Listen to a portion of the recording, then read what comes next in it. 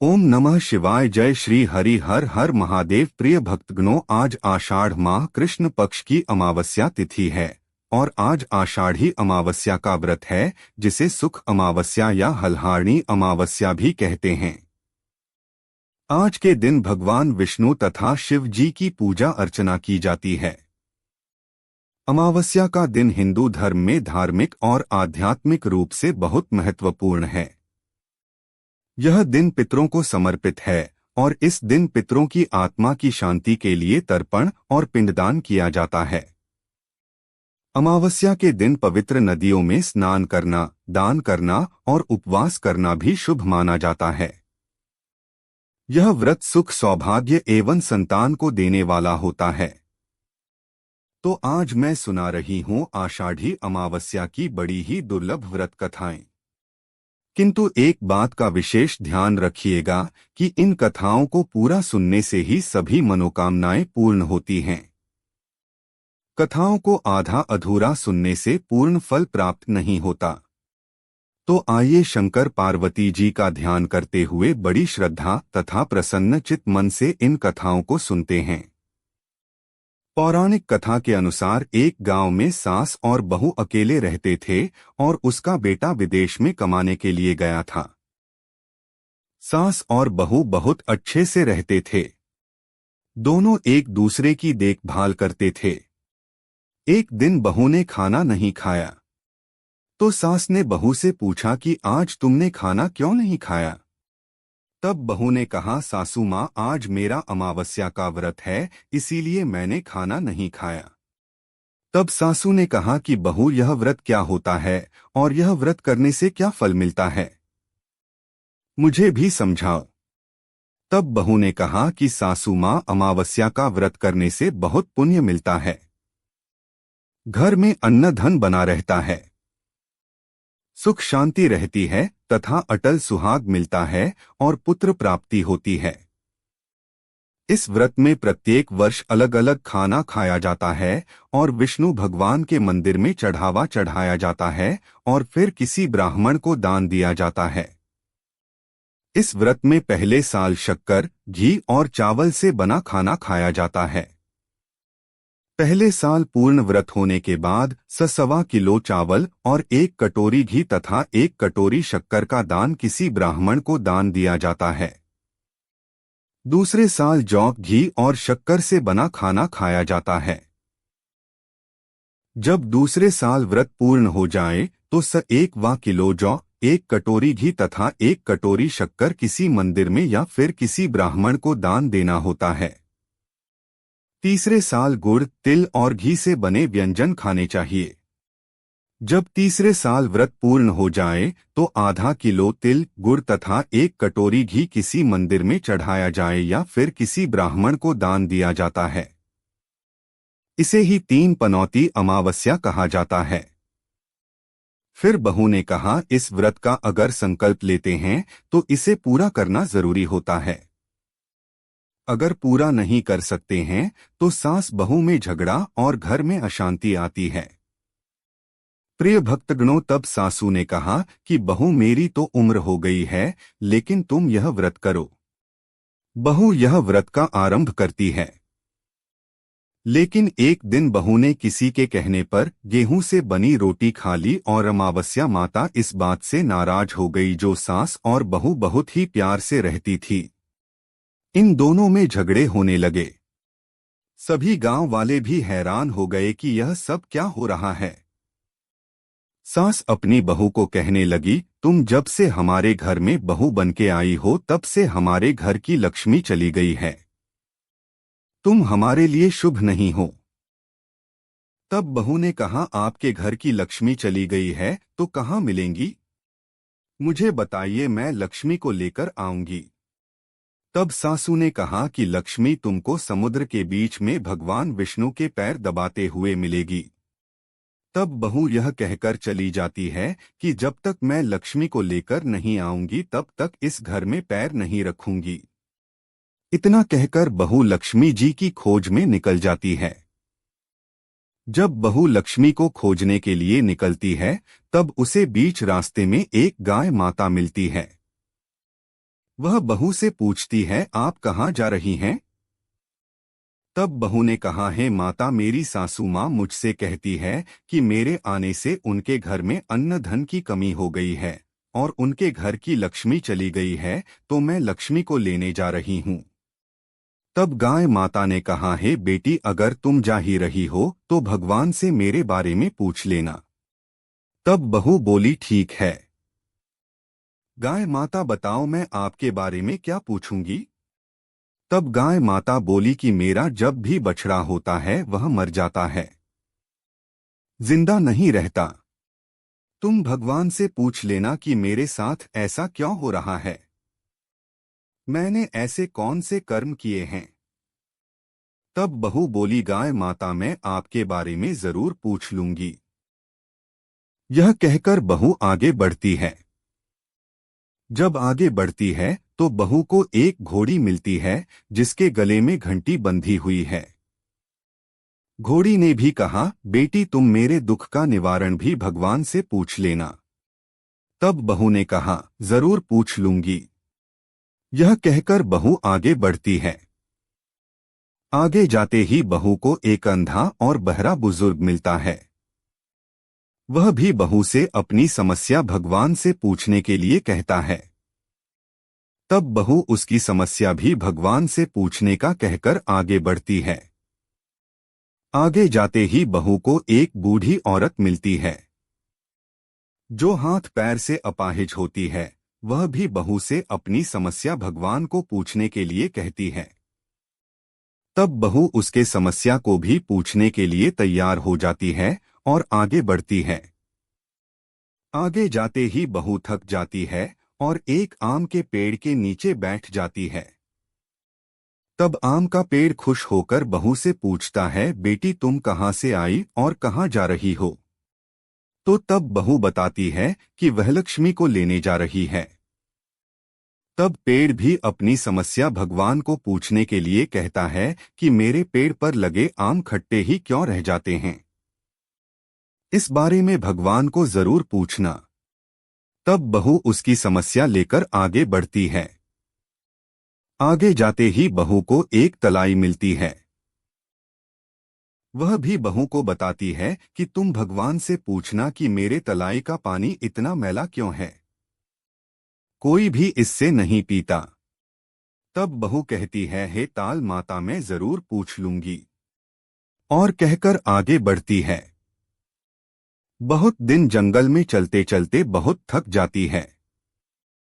उसे भूख भी लगी होती है, लेकिन खाने को नहीं मिलने से वह थक जाती है और जंगल में बेहोश हो जाती है।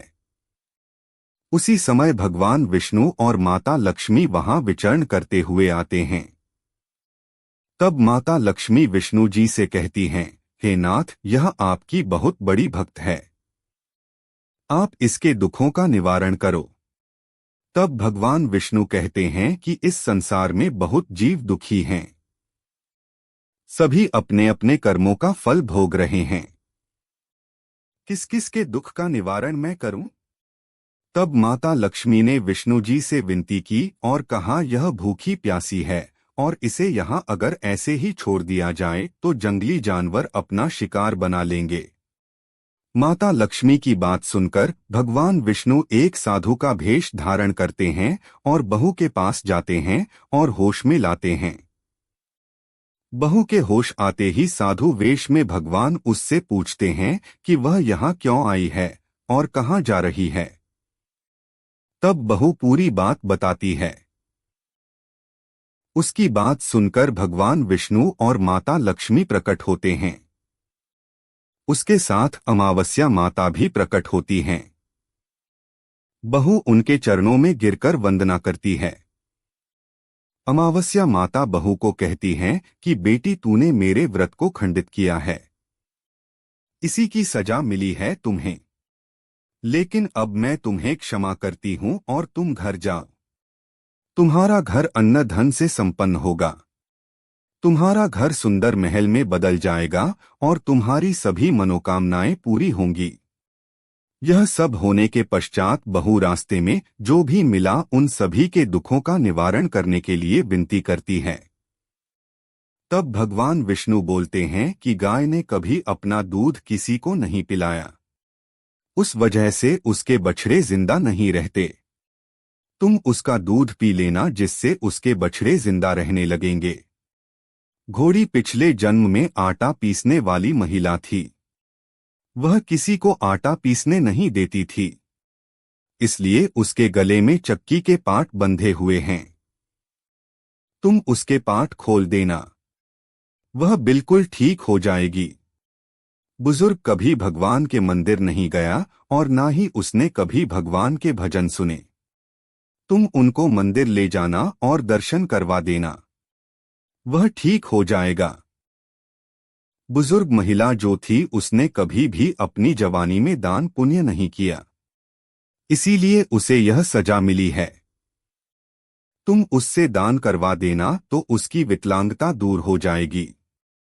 उस आम के पेड़ ने कभी किसी बच्चे को अपने आम खाने नहीं दिए, इसीलिए उसके सभी आम सदा खट्टे ही रहते हैं। तुम उस पेड़ का आम खा लेना, फिर उस पेड़ पर मीठे आम आएंगे। और तलाई का पानी पिछले जन्म में देवरानी जेठानी थी, वह हमेशा लड़ती रहती थी, इसलिए उसका पानी मैला है। तुम उसका पानी पी लेना, वह तलाई शुद्ध हो जाएगी। बहू ने भगवान विष्णु, माता लक्ष्मी और अमावस्या माता को नमन करके घर जाने के लिए निकलती है और रास्ते उसे जो भी मिला उसके सभी समस्या भगवान के कहे अनुसार दूर करती है। सभी उसे आशीर्वाद देते हैं। घर जाते ही उसका घर एक सुंदर महल में परिवर्तित हो जाता है तथा घर में अन्न धन भरा मिलता है। तब बहू सास से कहती है कि सासू माँ, आपने सच कहा था, मैं आपके लिए शुभ नहीं हूँ। मेरे जाने से ही आपके घर में लक्ष्मी आई हैं। अब आप यहाँ रहें, मैं मरने जा रही हूँ। तब सासू ने कहा कि हे बेटी, यह सब तुम्हारे पनौती अमावस्या व्रत का फल हमें मिला है, तुम यहाँ पर ही रहोगी, कहीं नहीं जाओगी।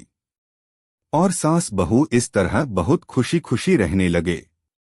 एक दिन उसका बेटा भी विदेश से लौट आया और घर में यह सब देखा। तब उसकी माँ ने सब बात उसे बताई। इस तरह वह लोग खुशी खुशी रहने लगे। इस प्रकार जो भी विधि पूर्वक सुख अमावस्या का व्रत करता है उसके घर में सुख समृद्धि आती है। इसीलिए भक्तों को चाहिए कि हर अमावस्या तिथि पर भगवान विष्णु तथा शिव जी की पूजा करें, गंगा में स्नान और दान करें। ऐसा करने से उन्हें सुख समृद्धि की प्राप्ति होती है।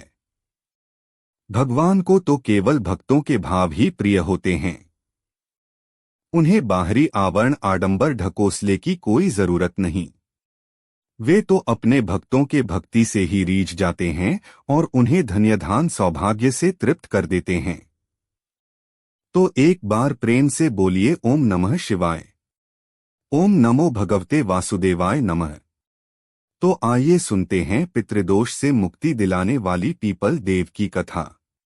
प्राचीन समय की बात है। गंगापुर नगर में एक किसान रहा करता था जिसका नाम धर्मा था और उसकी पत्नी का नाम कर्मा था। धर्मा खेती करके अपना घर चलाता था। धर्मा की कोई संतान नहीं थी। उसकी जितनी भी संतानें होती वह अकाल मृत्यु को प्राप्त हो जाती। इस तरह उसके 6 पुत्रों की मृत्यु हो गई। इस दुख के कारण कर्मा और उसकी पत्नी बहुत दुखी रहा करते थे। धीरे धीरे समय बीतता गया। कर्मा और उसकी पत्नी धर्मा बढ़ती उम्र के साथ साथ और भी दुखी रहने लगे। अब ऐसा समय आ गया कि कर्मा के पास जो भी जानवर थे, गाय, भैंस और बकरी, उन्होंने दूध देना भी बंद कर दिया और खेतों में भी उपज बहुत कम होने लगी। एक के बाद एक दुख आने से कर्मा और धर्मा उसकी पत्नी बहुत दुखी रहने लगी। एक बार कर्मा और उसकी पत्नी धर्मा पीपल के पेड़ के नीचे बैठकर अपने ऊपर आए एक के बाद एक दुखों के बारे में बात कर रहे थे। जिस पीपल के नीचे वे बैठकर बात कर रहे थे वह पीपल सूख गया था। वह दोनों बातें करते करते जोर जोर से विलाप करने लगे। उधर से एक महात्मा गुजर रहे थे। जब महात्मा ने उनके रोने की आवाज सुनी तो उन्होंने सोचा कि ऐसा क्या हुआ जो एक स्त्री और पुरुष साथ साथ रो रहे हैं, उन्हें क्या दुख है। यह सोचकर महात्मा उन दोनों पति पत्नी के पास गए। कर्मा और उसकी पत्नी धर्मा ने जब महात्मा को देखा तो हाथ जोड़कर खड़े हो गए और महात्मा को प्रणाम किया। महात्मा ने पूछा, वत्स तुम दोनों ऐसे क्यों रो रहे हो। तब कर्मा ने बताया कि हे महात्मन, हम दोनों कई वर्षों से संतान सुख से वंचित हैं और अब तो ना हमारे जानवर दूध देते हैं, ना ही खेतों में फसल होती है। हमारा खेत उजड़ गया है, पूरा घर वीरान हो गया है। कर्मा ने अपनी सारी बात उस महात्मा को बता दी। उसकी यह दशा देखकर महात्मा बोले, हे पुत्र तुम चिंता मत करो, सब ठीक हो जाएगा। तुम्हारे खेत पर लगा यह पीपल का पेड़ ही तुम्हारे दुखों का निवारण करेगा। आज के बाद तुम रविवार के दिन को छोड़कर बाकी सभी दिनों में पीपल को दूध जल से सींचना तथा शाम के समय पीपल के नीचे तेल का दिया जलाना और साथ में दिन रविवार को पीपल पर जल चढ़ाने के बजाय दूध से मिश्रित जल सूर्य भगवान को अर्पित करना। और जब अमावस्या आए तो विशेष रूप से स्नान दान करना तथा अपने पित और आराध्य भगवान की पूजा करके पितरों का तर्पण करना। और जब सबसे बड़ी माघ मास की मौनी अमावस्या आए तो मौन व्रत करके दान धर्म करना। ऐसा करने से तुम्हारे ऊपर आया संकट कट जाएगा। प्रिय भक्तों, ऐसा कहकर वह महात्मा वहां से चले जाते हैं। कर्मा और उसकी पत्नी धर्मा ने महात्मा के कहे अनुसार उस पीपल के पेड़ को सींचना शुरू कर दिया। शाम को वह पीपल के नीचे तिल का दिया जलाने लगे और फिर प्रत्येक अमावस्या को व्रत करते, दान दक्षिणा करते, स्नान करते। देखते ही देखते कर्मा के सब दुख दूर हो गए और पीपल का पेड़ भी फिर से हरा भरा हो गया। खेतों में फसल लहलहाने लगी। कर्मा के पशुओं ने दूध देना भी शुरू कर दिया। धीरे धीरे समय बीतता रहा और 1 वर्ष के अंदर ही कर्मा के यहाँ फिर से एक पुत्र ने जन्म दिया। अब कर्मा और उसकी पत्नी धर्मा बहुत प्रसन्न थे। उनके जीवन में आए दुख समाप्त हो गए। उनके घर में सुख समृद्धि और संतान का वास हो गया। एक दिन कर्मा और उसकी पत्नी धर्मा को फिर से उन महात्मा के दर्शन हुए। उन्होंने अपने पुत्र सहित उस महात्मा को प्रणाम किया और कहा, हे महामुनि, आपके ही आशीर्वाद से हमें संतान और सभी शुभ फल प्राप्त हुए हैं। तब महात्मा बोले, हे वत्स, यह मेरा आशीर्वाद नहीं है बल्कि तुम्हारे पितरों का आशीर्वाद है। अमावस्या तिथि को किए गए दान धर्म और पूजा का फल है। यह तुम्हारे पितरों का आशीर्वाद है जिनका दोष तुम्हें लगा हुआ था। पितृ दोष होने पर घर में संतान नहीं होती, कर्ज होने लगता है, घर से लक्ष्मी चली जाती है, दरिद्रता का वास होता है, काल मृत्यु का भाई बन जाता है। इसीलिए हमेशा अपने पितरों को प्रसन्न रखें तथा पीपल की पूजा करें। प्रत्येक अमावस्या को उनका तर्पण करें और मौनी अमावस्या के दिन विशेषकर मौन व्रत रख के पितरों के सद्गति के लिए प्रार्थना करें। पितरों की शांति के लिए पीपल की पूजा करें। यह सर्वोपरि बताई गई है। इसलिए प्रत्येक मनुष्य को पितरों के शांति के लिए पीपल को जल अर्पित करना चाहिए। जब पितृ प्रसन्न होते हैं तो मनुष्य पर कोई संकट नहीं आता और उनके जीवन में खुशहाली बनी रहती है। तो हे पीपल देव, जैसे आपने इस किसान दंपत्ति पर अपनी कृपा बरसाई वैसे ही अपने सभी भक्तों पर अपनी कृपा सदा बनाए रखना। जय हो पीपल देव, जय हो पितृदेव। प्रिय भक्तगणों, अब आइए श्रवण करते हैं सुख समृद्धि और सभी पापों से मुक्ति दिलाने वाली भगवान शिव और माता पार्वती की दूसरी कथा। इसे सुनने से भगवान शिव और माता पार्वती की कृपा प्राप्त होती है। एक बार की बात है, शिव जी और पार्वती जी कैलाश पर्वत पर बैठे बात कर रहे थे। पार्वती जी ने शिव जी से कहा, है प्रभु, हमें पृथ्वी पर चलकर प्रजा का हाल जानना चाहिए। शिव जी बोले, मैं आपको कैलाश पर्वत पर बैठे बैठे ही प्रजा का हाल बता देता हूँ। उन्होंने अपनी शक्ति से 2 कुत्ते पृथ्वी पर भेजे, एक काला दूसरा सफेद। पार्वती जी से बोले, ध्यान से देखना प्रजा का हाल। काला कुत्ता सेठ के घर के सामने बैठ गया, सफेद कुत्ता पंडित के घर के सामने बैठ गया।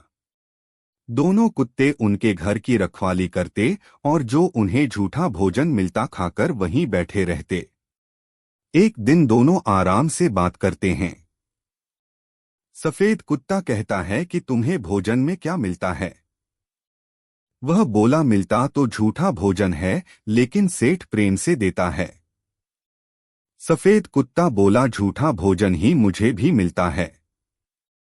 पंडित तो प्रेम से देता है, परंतु पंडिताइन किट किट करती है।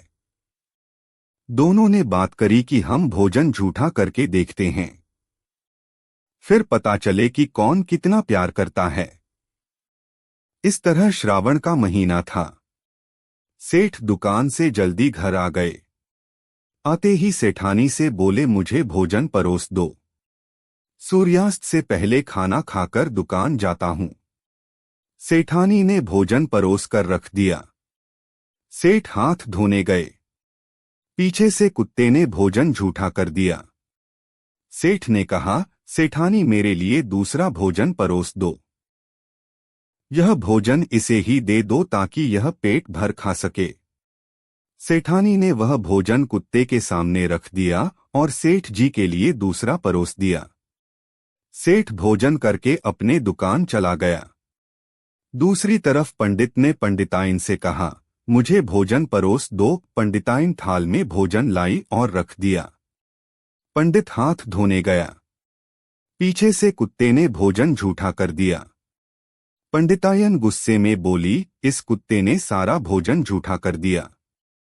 पंडित ने कहा, यह भोजन इसे ही दे दो, मेरे लिए घर में जो भी हो वही ले आओ। पंडिताई ने गुस्से में आकर कुत्ते को डंडे से मारा, उसकी कमर तोड़ दी। बेचारा दर्द से कराता हुआ बाहर आकर बैठ गया। उसे भोजन भी नहीं मिला। वह भोजन दूसरे कुत्ते के सामने डाल दिया। दोनों कुत्ते मिले तो काले कुत्ते ने पूछा, तुम क्यों करा रहे हो? वह बोला, मैंने भोजन झूठा किया, इसीलिए मेरी कमर तोड़ दी और भोजन भी नहीं दिया। तुम तो भर पेट खाकर आए हो। वह बोला, आज तो मैंने भोजन खा लिया, कल से मुझे जो भी मिलेगा उसमें से तुम्हारे लिए लेकर आऊंगा। अब दूसरे दिन भी पंडित के कुत्ते को रोटी नहीं मिली। काले कुत्ते को 2 रोटी मिली। वह लेकर सफेद कुत्ते के पास आया। एक रोटी उसको दी, एक स्वयं खा ली। इस प्रकार जो भी उसे मिलता आधा आधा खा लेते। सफेद कुत्ते की कमर टूटी थी। धीरे धीरे उसके कीड़े पड़ गए, बदबू भी आने लगी। पंडिताइन बोली, इसे झर दे दो और दूर फेंक दो। पंडित बोला, हम इलाज नहीं करवा सकते तो जहर भी नहीं दे सकते। पंडिताइन ने एक दिन जहर की गोली रोटी में डालकर कुत्ते को दे दी। वह बेचारा भूखा था, उसने वह रोटी खा ली।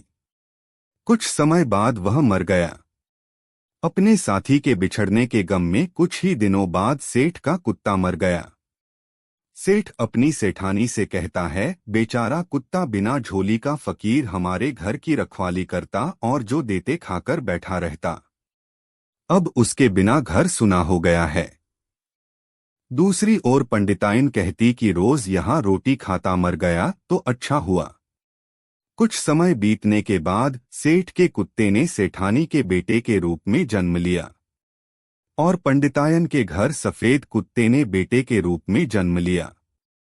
दोनों के बेटे बड़े हो गए, साथ खेलते साथ पढ़ने जाते।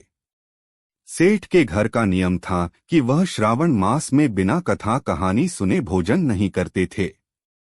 वही पंडित उसके घर कथा सुनाने जाते थे। एक दिन उनको बाहर जाना था तो पंडितायन को बोला कि सेठ को कह देना 2 दिन आप ही कथा सुना लें।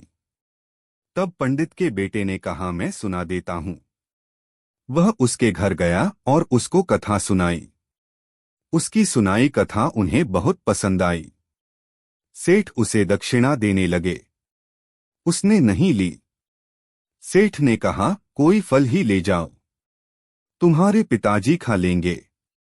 उन्होंने नीचे हीरे मोती तथा ऊपर फल रख दिया और उसे दे दिया। उसने ले जाकर कोठे में रख दिया। कुछ समय बाद उसकी तबीयत बिगड़ी और उसकी मृत्यु हो गई। पंडितायन रोने लगी। पंडित ने पूछा, क्या हुआ, क्यों रो रही हो? वह बोली, आप 2 दिन बाहर थे, इसीलिए हमारा बेटा सेठानी के यहाँ का था। पता नहीं उन्होंने इसे क्या खिला दिया जिससे उसकी मृत्यु हो गई। सेठ और उसके बेटे को बुलाकर पूछा। तब वे बोले, हमने इसे कहा था, परंतु इसने कुछ नहीं खाया। आप किसी बड़े पंडित से मृत्यु का कारण पूछ सकते हैं। अब किसी बड़े पंडित के बुलाने पर उस पंडित ने कहा, यह तो करनी का फल है। जो आपने किया वही आपको वापस मिला है। उस पंडित ने उन्हें बताया कि पिछले जन्म में यह सफेद कुत्ता था और आपके घर की रखवाली करता था, परंतु आपने भोजन झूठा करने के कारण इसकी कमर तोड़ दी और वह मर गया। उसी कुत्ते ने आपके घर बेटे के रूप में जन्म लिया और अब आपकी कमर तोड़ दी। इसने जितना अन्न आपके घर का खाया उसका मूल्य आपके कोठे में छोड़कर गया है। जैसा आपने कुत्ते को दिया वही आपको मिला है। अच्छा करने पर अच्छा व बुरा करने पर बुरा ही फल मिलता है। प्रिय भक्तगणों, शिवजी बोले, देखा पार्वती प्रजा का हाल, मनुष्य जैसा कर्म करेंगे वैसा ही फल उन्हें प्राप्त होगा। इसलिए प्रत्येक मनुष्य को पशु पक्षी और जीवों पर दया करनी चाहिए। जो व्यक्ति पशु पक्षियों पर करुणा दिखाता है, उनकी सेवा करता है, तो भगवान भोलेनाथ उन पर प्रसन्न रहते हैं। इसीलिए तो उन्हें पशुपतिनाथ कहते हैं। मासूम पशु पक्षियों पर दया करने से घर में अन्न धन की वर्षा होती है और व्यक्ति सुखपूर्वक जीवन व्यतीत करता है। तो एक बार प्रेम से बोलिए, पार्वती पते हर हर महादेव। प्रिय भक्तगणों, अब आप श्रवण करेंगे सभी दुख दरिद्र को दूर करने वाली भोलेनाथ की पावन पवित्र कथा। शिव पुराण के कथा के अनुसार एक बार वास्कल नामक गांव में बिंदुक नाम का ब्राह्मण रहता था। वह बड़ा दुरात्मा और महापापी था। यद्यपि उसकी स्त्री बहुत सुंदर थी, लेकिन वह कुमार्ग पर ही चलता था। उसकी पत्नी का नाम चंचुला था। यह सदैव धर्म के पालन में लगी रहती थी। इस तरह कुकर्म में लगे हुए उस ब्राह्मण के साथ उसे बहुत वर्ष बीत गए। अपने धर्म के नष्ट होने के डर से कभी भी वह अपने धर्म से विचलित नहीं हुई। लेकिन उसका पति तो दुराचारी था। इसीलिए दुराचारी पति के आचरण से प्रभावित होकर वह स्त्री भी अपने पति की तरह दुराचारणी हो गई। बहुत समय बीत जाने के बाद वह दूषित बुद्धि वाला दुष्ट ब्राह्मण समय के अनुसार मृत्यु को प्राप्त होकर नरक में चला गया। बहुत दिनों तक नरक के दुख भोगकर वह पापी एक भयंकर पिशाच हो गया। दूसरी तरफ उस दुराचारी पति की मृत्यु के पश्चात चंचुला बहुत समय तक अपने पुत्रों के साथ अपने घर में ही रहने लगी। किंतु एक दिन ईश्वर कृपा से वह अपने भाई बंधुओं के साथ एक तीर्थ क्षेत्र में चली गई। उस समय मौनी अमावस्या का व्रत था। तीर्थ यात्रा के साथ उसने तीर्थ के जल में स्नान किया। अपने भाइयों के साथ इधर उधर घूमने लगी। वहां उसने एक देव मंदिर में एक ब्राह्मण को भगवान शिव की परम पवित्र उत्तम पौराणिक कथा कहते सुना। प्रिय भक्तों, वह ब्राह्मण कह रहे थे कि जो स्त्रियां पर पुरुषों के साथ व्यभिचार करती हैं, यमराज के दूत उन्हें बहुत कष्ट देते हैं। ऐसा सुनकर चंचुला भय से कांपने लगी। उसने विचार किया कि उसने तो अपने पति के साथ बहुत पाप किए हैं, तो उसे भी उस पापों का दंड भोगना पड़ेगा। इसके बाद उसे चैन नहीं आया और उसने उस ब्राह्मण से विनती की है, प्रभु मेरे ऊपर आप कृपा करें और मेरा उद्धार करें। मैं आपके प्रवचन सुनकर भय से कांप रही हूँ और इस संसार से मुझे वैराग्य हो रहा है। मैंने जीवन भर दुराचार किया है। ना जाने मेरे मरने के बाद मुझे कैसी कैसी घोर यातनाएं सहनी होंगी। कौन मेरा साथ देगा? यमराज के उन भयंकर दूतों को मैं कैसे देख पाऊंगी? हे प्रभु, आप मेरा कल्याण करें। चंचुला के इस वचन को सुनकर ब्राह्मण बोले, हे चंचुला, यह तो बड़े सौभाग्य की बात है कि भगवान शंकर की कृपा से शिव पुराण की कथा को सुनकर तुम्हारा मन समय से पहले ही सावधान हो गया। पश्चाताप ही पाप करने वाले पापियों के लिए सबसे बड़ा प्रायश्चित है। साधु संतों ने भी पश्चाताप को ही समस्त पापों का नाश करने वाला बताया है। पश्चाताप से ही पापों की शुद्धि होती है। जो पश्चाताप करता है वही समस्त भय से मुक्त होकर निर्भय हो जाता है। इसीलिए ब्राह्मण पत्नी, तुम विषयों से अपने मन को हटाओ और भक्ति भाव से भगवान शंकर की इस पावन कथा को सुनो। इस कथा को सुनने से तुम्हारे चित्त की शुद्धि होगी, तुम्हें मोक्ष की प्राप्ति होगी। ऐसा सुनने के बाद उस चंचुला ने शिव पुराण की कथा को सुनने की इच्छा से मन में उस ब्राह्मण देव की सेवा का संकल्प लिया और उसी के साथ रहने लगी। उसके पश्चात शुद्ध बुद्धि वाले उस स्त्री यानी चंचुला को शिव पुराण